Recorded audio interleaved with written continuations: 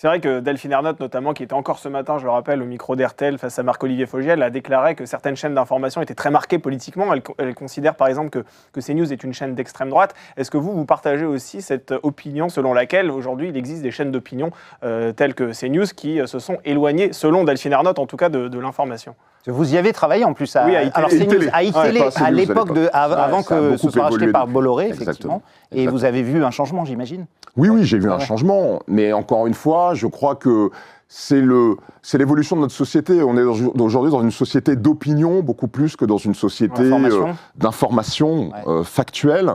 Et les médias, ils accompagnent. Alors, est-ce qu'ils précèdent? Je ne suis pas sûr. Moi, je pense plus qu'ils accompagnent ces évolutions-là. Et de fait, oui, CNews est aujourd'hui un média d'opinion qui se revendique, je ne sais pas, je ne parlerai pas à leur place, mais en tout cas qui ne s'en cache pas, je n'ai pas l'impression en tout cas, qu'ils renient quoi que ce soit de leur ligne. Et pour moi, ce n'est pas un problème en soi, à partir de deux choses, à partir du moment où c'est assumé, et où donc il y a une grille de lecture. Quand vous regardez CNews, vous savez quels médias vous regardez et quelle est leur grille de lecture des faits de société, de l'actualité. Vous avez une télécommande, vous. Et vous avez une télécommande, et donc ça arrive à la deuxième nécessité, c'est la pluralité. Ouais. Il faut que je puisse avoir un CNews, mais il faut aussi que je puisse avoir une chaîne qui va défendre des convictions opposées à celles de CNews, ou qu'il y aura une grille de lecture opposée à celle de CNews. Et il faut aussi, surtout, que je continue à avoir des médias généralistes,